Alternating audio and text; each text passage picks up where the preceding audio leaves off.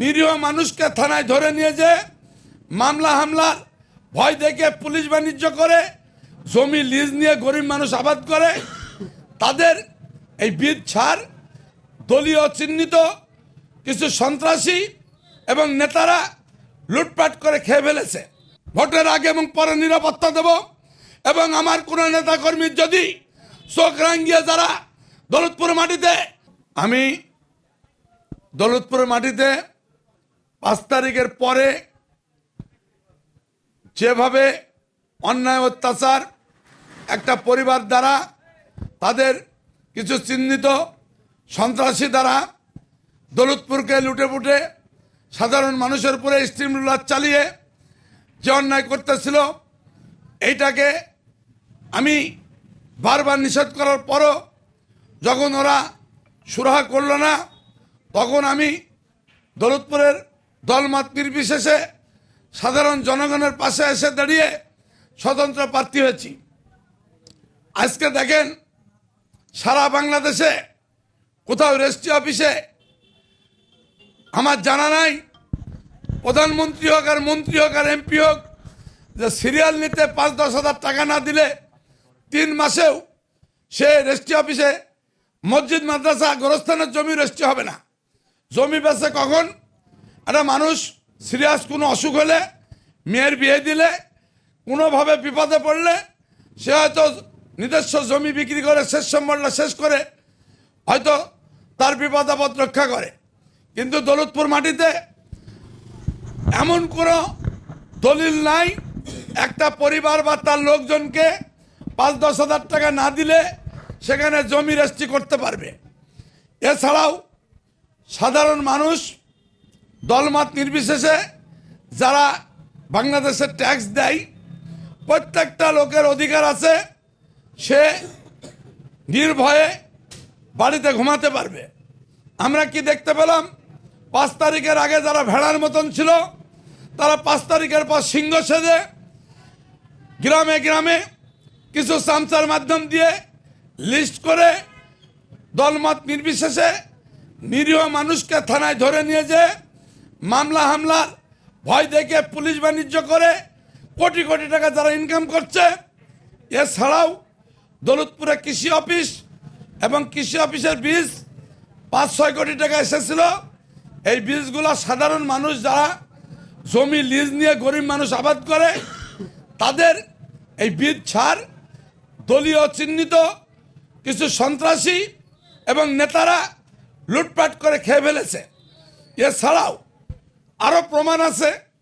দৌলতপুর থানায় এইখানে ইউনিয়ন পরিষদের বয়স্ক ভাতা, 30 কেজি চাল, টিসিবি কার্ড, যেসব গরিব মানুষের নামে যাদের হক যাদের নামে আছে তারা না পেয়ে দলীয় কিছু চিহ্নিত সন্ত্রাসীরা এমপি হওয়ার আগেই আমাদের নেতার নির্দেশ আমাদেরকে সব দিতে হবে, গরিবদের হক সব মেরে খেয়ে ফেলছে। এছাড়াও দৌলতপুরের মাটিতে মাদকের মাধ্যমে এবং অস্ত্র দিয়ে একটা পরিবারের মাধ্যমে তাদের অনুসারীরা যেভাবে মাদককে ওপেন করে টাকা ইনকাম করছে এবং চর এলাকার মানুষ মোষ, গরু, হাঁস, মুরগি, ছাগল, এমনকি ফসলি আবাদ পর্যন্ত চিহ্নিত কিছু সন্ত্রাসীরা একজনের একটা পরিবারের নির্দেশে তাদের অনুসারে লুটপাট করে চরাঞ্চলকে শেষ করে দিছে। চরাঞ্চলের মানুষ আতঙ্কে আছে কোন সময় একটা পরিবারের চিহ্নিত সন্ত্রাসীরা কোন সময় লুটপাট করে আমার সর্বস্ব সম্বলটা হারিয়ে ফেলে। এছাড়াও যেসব জায়গায় নিজস্ব জমি আছে, মরিচা ইউনিয়নে বালু তুলছে, মানববন্ধন করেও সেই সব নেতার বাড়িতে অভিযোগ দেওয়ার পরে কোনো সুরে হয়নি। সরকারি জমি বাদেও পাবলিকের জমি পর্যন্ত নদীতে ভেঙে যাচ্ছে। বালু তুলতে গিয়ে এরা 10-15 লাখ টাকা প্রতিদিন ইনকামের মাধ্যমে কোটি কোটি টাকা ইনকাম করছে। কিন্তু সাধারণ মানুষ বাধা দিলেই তাদের উপর সন্ত্রাসী কায়দায় এবং প্রশাসনের ভয় দেখিয়ে এদেরকে নিরুপায় করে ফেলছে। এরা নিরুপায় হয়ে গেছে। তাই দৌলতপুরবাসী একটা পরিবার থেকে বাঁচতে চাই, দৌলতপুরবাসী পরিবর্তন চাই, দৌলতপুরবাসী এইসব চিটার বাটপার থানার দালাল এবং লুটতরাজ করে যারা খায়, যারা চাঁদাবাজি করে খায়, তাদের দৌলতপুরবাসী তাদের রাজনীতি থেকে চিরতরে বিদায় দিতে চায়। আমি সেই সব যারা ওই পরিবারের এন্টি এবং বিরোধী দল যারা আছে সকল লোকের আমি প্রার্থী হয়ে সকলের ঢাল হিসেবে আমি ভোটে দাঁড়িয়েছি। আমি মনে করি একটা পরিবারের দ্বারা এমপি না হতেই আমার দাদা এমপি, বাপ এমপি, ছেলে এমপি, আমি এমপি, আমার বাইরে কেউ কথা বলতে পারবে না। আমার বাইরে যারা মুখ খুলবে তাদেরকে 13 তারিখ পর দেখে নিব। বিভিন্ন জায়গায় হুমকি ধুমকি এমপি না হতেই যেভাবে বলছে, আজ যদি এমপি না হওয়ার আগেই এই ধরনের কথা বলে, দৌলতপুরবাসী যদি বাই চান্স ওই পরিবার থেকে এমপি হয়, এই 4 লক্ষ লোক কিভাবে দৌলতপুরের মানুষ বাস করবে, কোথায় যেয়ে দাঁড়াবে? আমি এই জন্য দলমত নির্বিশেষে প্রত্যেকটি আমার ভোটার যারা আছে, আমি হাবলুমুল্লাহ প্রত্যেকটা লোকের ভোটের আগে এবং পরে নিরাপত্তা দেব। এবং আমার কোনো নেতাকর্মীর যদি চোখ রাঙ্গিয়ে যারা দৌলতপুর মাটিতে আমার নেতাকর্মী যে দলের হোক না কেন তাকে যদি হুমকি দেওয়া হয়, আমি প্রত্যেকটা হুমকির প্রতিশোধ নিয়ে দেবো ভোটের পরে। ইনশাল্লাহ আপনারা সাথে থাকবেন, পাশে থাকবেন। কোন নেতাকর্মীকে দৌলতপুরে যদি ভোট দেখিয়ে একটা পরিবার বা কোনো অনুসারীর নাম ভাঙিয়ে হুমকি দেয়, এই হুমকির প্রতিশোধ আমার সর্বোচ্চ বুকে তাজা রক্ত দিয়ে হলো, সেটা যে দলের লোকই হোক, আমার ভোটার হলেই তার জন্য আমি তার পাশে দাঁড়াবো, সাথে দাঁড়াবো এবং সবসময় ইনশাল্লাহ থাকবো। এই জন্য আমি আশাবাদী, 100% আশাবাদী। না, মাঠের অবস্থা আপনাদের বললাম, আপনাদের মাধ্যম দিয়ে বিভিন্ন জায়গায় ওই বাড়ির অনুসারী না যিনি প্রার্থী তার ছেলেও বিভিন্ন জায়গায় যাই বলছে 13 তারিখে দেখে নেবো আমি লোককে। আমি লিখ বলি কথা না, সে ভোটার কিনা আমার থানার। প্রত্যেকটা দলের লোককে নিরাপত্তা আমি দেব। এইখানে কোনো হুমকি ধমকি দিয়ে হাবলুমুল্লাহর কর্মীকে সরাতে পারবে না।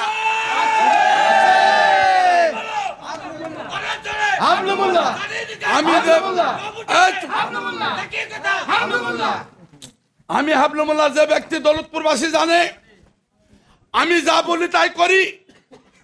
আমার নেতা কর্মীকে যেসব চুটকি নেতারা 5 তারিখের আগে একটা বিড়াল মারার ক্ষমতা ছিল না, 5 তারিখের পরে এমপি মন্ত্রী না হতেই তার ছেলে বা তার লোকজন 14 ইউনিয়নে যেভাবে দাপিয়ে বেড়াচ্ছে, যত হুমকি দিবে, যত অত্যাচার করবে, বিরোধী দলের লোক তত সজাগ হবে, তত লোক হাবলুমুল্লাহকে মোটরসাইকেল মার্কা ভোট দিবে।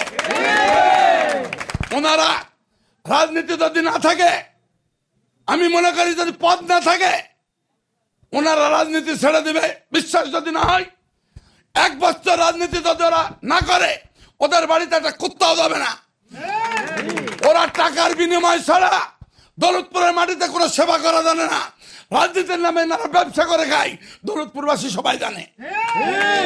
তাই আপনাদের মাধ্যম দিয়ে জানাতে চাই, দৌলতপুরের দলমত নির্বিশেষে প্রত্যেকটি ভোটার মানেই হাবলুমুল্লাহ, প্রত্যেকটি ভোটার মানেই এমপি। আমি ব্যক্তিগত কোনো এমপি হতে চাই না। আমি সাধারণ মানুষের পাশে দাঁড়িয়ে সকল অন্যায়কে, সকল অত্যাচারী নেতাদেরকে দৌলতপুর মাটি থেকে, রাজনীতি থেকে চিরতরে বিদায় দিতে সকলকে আহ্বান জানাচ্ছি। আপনারা আমার সাথে থাকুন, পাশে থাকুন। এইসব নেড়ি কুত্তাদের বিদায় দিতে আমার কোনো টাইম লাগবে না ইনশাআল্লাহ। এবং আমি আশা করি দৌলতপুর থানা 75% লোক একটা ফ্যামিলির অত্যাচারে মানুষ পরিবর্তন চাই। পারিবারিক তান্ত্রিক অহংকার ভাঙার জন্য দলমত নির্বিশেষে আমি যেভাবে সাড়া পাচ্ছি, আমার বিশ্বাস 75% ভোট যদি সুস্থ হয় আমার মোটরসাইকেল মার্কায় দিবে এবং দৌলতপুরের সাধারণ মানুষের জয় হবে, এটা আমার বিশ্বাস। এবং এই জনগণের ম্যান্ডেট নিয়ে দৌলতপুরকে সকল সন্ত্রাস, চাঁদাবাজ, দুর্নীতিবাজ, মাদকবাজ এবং একটা পরিবারের অহংকার ভাঙার জন্য আমার যা যা করার দরকার আমি তাই করবো ইনশাআল্লাহ। সবাইকে আমি অনুরোধ করছি, কোনো ভয়ভীতি উপেক্ষা করে আমার জন্য এখানে করবেন। আমি আপনার জন্য বুকে তলা রক্ত দিয়ে সরানা করে দৌলতপুরকে সবকিছু পরিবর্তন করে দেবো ইনশাআল্লাহ।